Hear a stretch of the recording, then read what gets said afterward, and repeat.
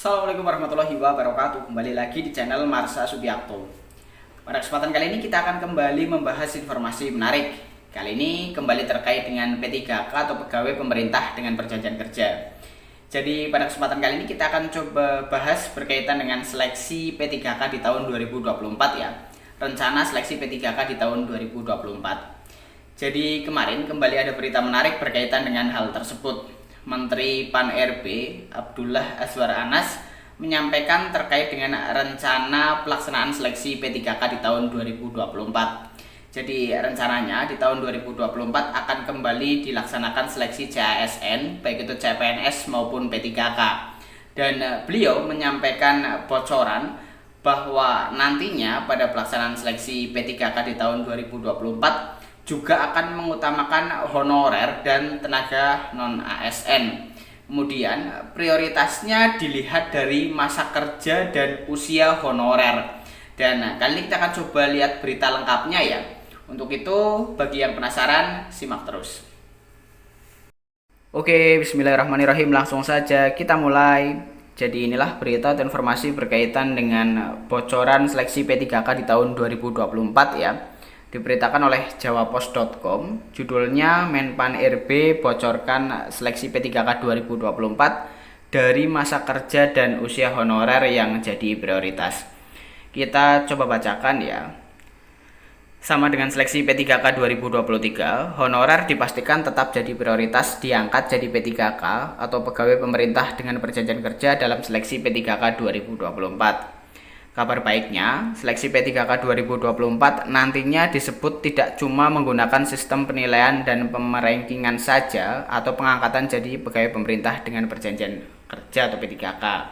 Namun, Kemenpan RB akan juga menerapkan mekanisme pengangkatan honorer jadi pegawai pemerintah dengan perjanjian kerja melalui sistem prioritas pada seleksi P3K 2024. Sistem prioritas itu salah satunya adalah melihat masa kerja dan usia honorer. Nah, saat ini hal yang paling ditunggu-tunggu honorer seluruh Indonesia adalah PP Manajemen ASN. PP Manajemen ASN sendiri merupakan aturan turunan dari Undang-Undang ASN 2023 atau Undang-Undang Nomor 20 Tahun 2023 tentang Aparatur Sipil Negara atau ASN.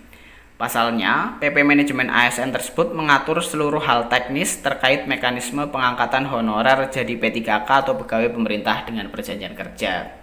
Pastinya, jutaan honorer di seluruh Indonesia berharap turunan Undang-Undang ASN 2023 itu bisa mengakomodir harapan dan impian honorer bisa diangkat jadi P3K. Hal itu tentu akan menjadi angin segar bagi honorer yang selama ini sudah sangat menantikan diakui oleh negara.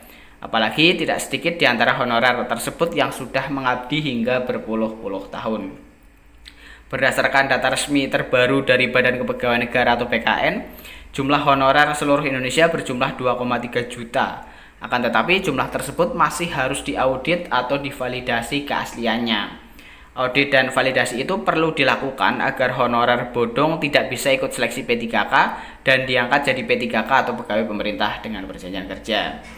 Setelah Undang-Undang ASN 2023 resmi ditetapkan, penyusunan rancangan PP Manajemen ASN masih terus dilakukan Kementerian Pendayagunaan Aparatur Negara hingga kini. Diperkirakan PP Manajemen ASN yang sudah ditunggu-tunggu itu akan resmi diterbitkan pada awal 2024. Terbaru, Badan Kepegawaian Negara atau BKN menggelar evaluasi hasil piloting, verifikasi dan validasi data tenaga non-ASN di lingkungan instansi pemerintah.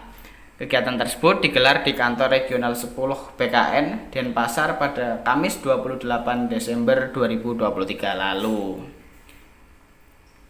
Kemudian, acara itu diselenggarakan dalam rangka penyusunan rancangan peraturan pemerintah manajemen ASN yang merupakan turunan dari Undang-Undang Nomor 20 Tahun 2023 tentang Aparatur Sipil Negara serta percepatan penataan tenaga non-ASN. PLT Kepala BKN Haryomo Dwi Putranto mengungkapkan, dalam RPP Manajemen ASN ada beberapa solusi yang ditawarkan untuk penyelesaian masalah tenaga non-ASN. Hal itu sesuai dengan amanat pasal 66 Undang-Undang Nomor 20 Tahun 2023 tentang ASN yang berbunyi, pegawai non-ASN atau nama lainnya wajib diselesaikan penataannya paling lambat Desember 2024. Karena itu, ia meminta agar BKN bersama BPKP bisa melaksanakan verifikasi dan validasi tenaga non-ASN atau honorer. Sekretaris Utama BKN Imas Sukmariah menambahkan, RPP Manajemen ASN tetap mempertimbangkan tuntutan kondisi perkembangan zaman. Berdasarkan pendataan jumlah non-ASN dengan surat pernyataan tanggung jawab mutlak atau SPTJM adalah sejumlah 2.355.092 orang. Sementara total non-ASN atau honorer yang lolos seleksi dan telah diangkat sebagai ASN berjumlah 749.398 orang. Sebagai langkah awal, BKN dan BPKP telah melakukan piloting verbal data terhadap honorer. Tujuan piloting ini adalah untuk mendapatkan data yang valid dan akuntabel yang selanjutnya dapat digunakan untuk memberikan tawaran kebijakan terkait tenaga non-ASN atau honorer. Di sisi lain, Kemenpan RB juga tengah fokus merampungkan PP Manajemen ASN turunan Undang-Undang ASN 2023. Selain mencakup penataan honorer, juga mengatur sistem gaji terbaru. Menpan RB Abdullah Azwar Anas dalam pernyataannya beberapa waktu lalu juga sudah menyinggung soal nasib honorer tidak lulus seleksi P3K 2023. Ia menyatakan bahwa seluruh honorer tak lulus seleksi P3K 2023 masih memiliki kesempatan sama besar pada rekrutmen CASN 2024. Kemudian, pasalnya seleksi P3K 2024 mendatang tetap memprioritaskan honorer K2 dan non-K2 atau tenaga non-ASN. Selain itu, pemerintah juga memastikan tetap membuka seleksi CPNS 2024. Bahkan, kuota untuk talenta-talenta digital dipastikan jauh lebih banyak ketimbang seleksi P3K 2023. Demikian juga untuk para fresh graduate atau lulusan baru. Menpan RB Azwar Anas juga menyebut bahwa arah kebijakan pemenuhan ASN pada 2024 juga masih diprioritaskan pada pemenuhan kebutuhan pelayanan dasar. Selanjutnya,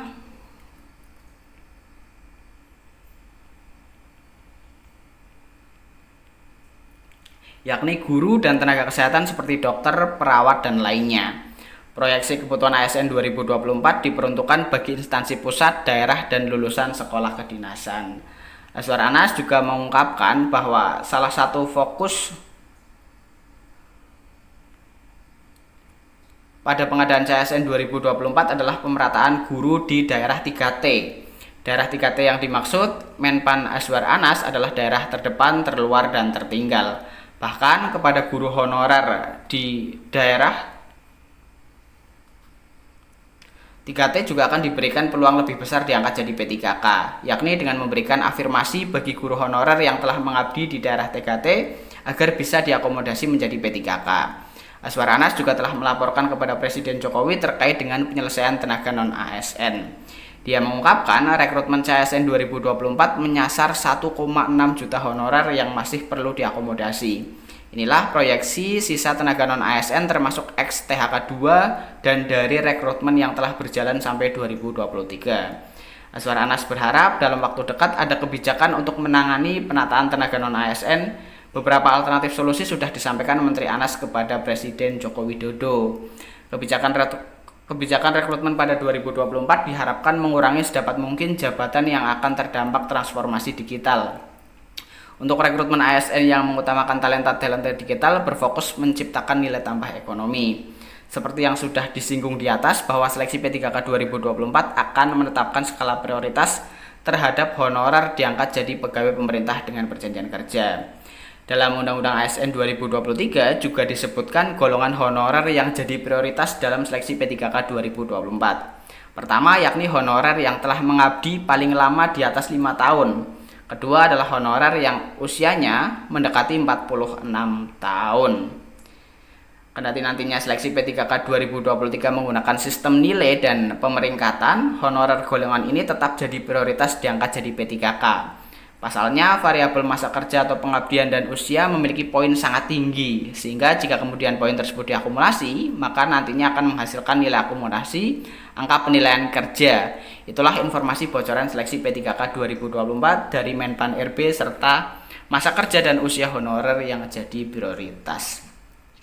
Jadi itulah berita atau informasi berkaitan dengan bocoran seleksi P3K 2024 ya, yang mengutamakan masa kerja dan usia sebagai nilai tambah bagi honorer atau tenaga non ASN. Dan kita tunggu PP-nya ya, PP manajemen ASN, sehingga informasi ini bisa valid dan jelas.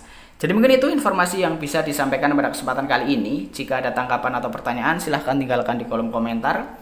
Terima kasih, mohon maaf bila ada kesalahan. Wassalamualaikum warahmatullahi wabarakatuh.